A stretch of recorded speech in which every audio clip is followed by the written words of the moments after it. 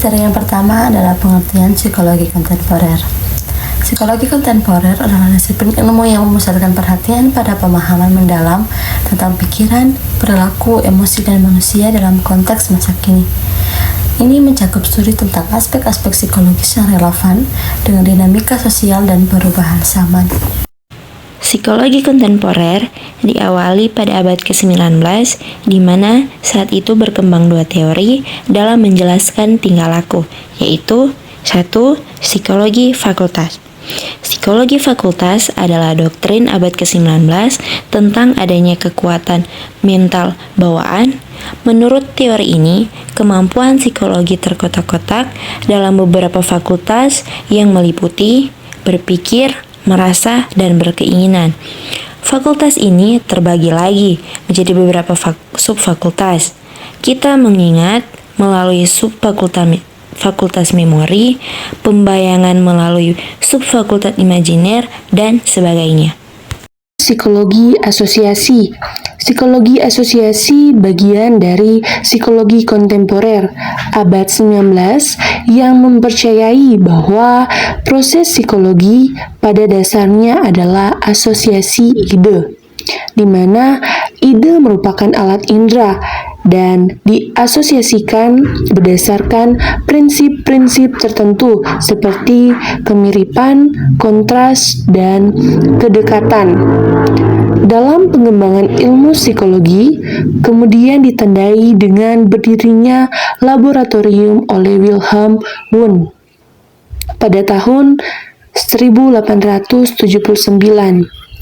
Pada saat itu, kajian psikologi didasarkan atas metode ilmiah atau eksperimental. Pendekatan psikologi kontemporer adalah cara-cara untuk memahami dan menjelaskan perilaku, fungsi mental, dan proses mental manusia dengan menggunakan teori, metode, dan aplikasi yang berbeda-beda.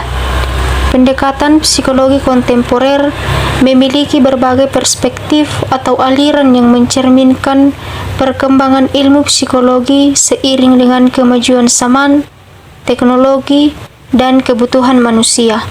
Dan materi berikut yaitu tokoh pendiri dan pengembang pionir psikologi kontemporer, termasuk Carl Rogers yang mengembangkan teori client-centered, Abraham Maslow dengan konsep hierarki kebutuhan, dan B.F. Skinner, pendukung teori behavioristik. Kontribusi mereka membentuk fondasi untuk pemahaman psikologi modern. Adalah penjelasan dampak positif kontemporer dalam psikologi. Perkembangan kontemporer telah membawa dampak positif melalui pengembangan terapi digital yang memfasilitasi akses ke layanan kesehatan mental, platform edukasi daring untuk keterampilan psikologis, serta penggunaan teknologi dalam riset yang memperluas pemahaman tentang psikologi manusia. Selain itu, media sosial dan platform daring telah memungkinkan komunitas dukungan yang luas bagi individu yang mengalami masalah mental, serta menyediakan sumber daya untuk pengembangan diri dan kesehatan emosional. Saat ini kita masuk pada pembahasan selanjutnya, prinsip-prinsip psikologi kontemporer. Prinsip-prinsip psikologi kontemporer mencakup cara manusia memproses informasi atau kognisi, belajar melalui pengalaman, motivasi, peran emosi, tahapan perkembangan, kesehatan mental, interaksi sosial, fleksibilitas otak atau neuroplastisitas, pandangan sebagai sistem, dan pengembangan pribadi. Prinsip-prinsip ini membantu kita memahami perilaku manusia dalam konteks modern. Psikologi kontemporer mencakup berbagai cabang. Berikut beberapa cabang psikologi kontemporer. Yang pertama, psikologi sosial kontemporer. Cabang ini mempelajari tentang interaksi sosial dan fenomena sosial dalam masyarakat modern. Yang kedua, psikologi kesehatan kontemporer. Cabang ini menyelidiki hubungan antara faktor psikologis dan kesehatan fisik di era saat ini. Ketiga, psikologi lingkungan kontemporer.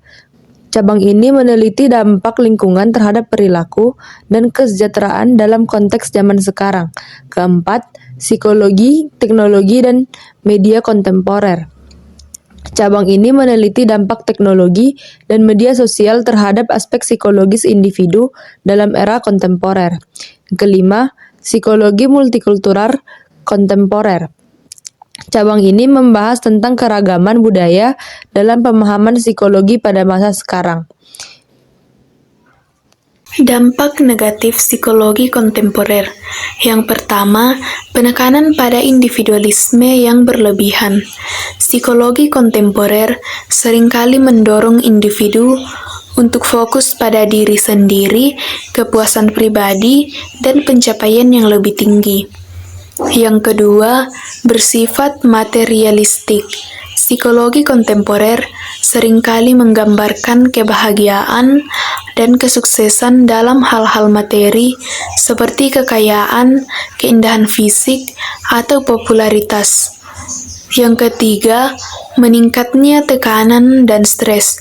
Psikologi kontemporer seringkali menempatkan tekanan yang tinggi pada individu untuk mencapai standar yang tinggi dalam semua aspek kehidupan, termasuk karir, hubungan pribadi, dan penampilan fisik.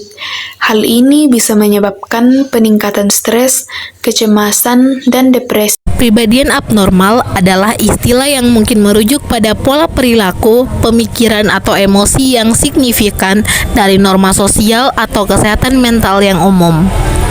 Ini bisa melibatkan gangguan kejiwaan, gangguan kepribadian, atau kondisi mental lainnya.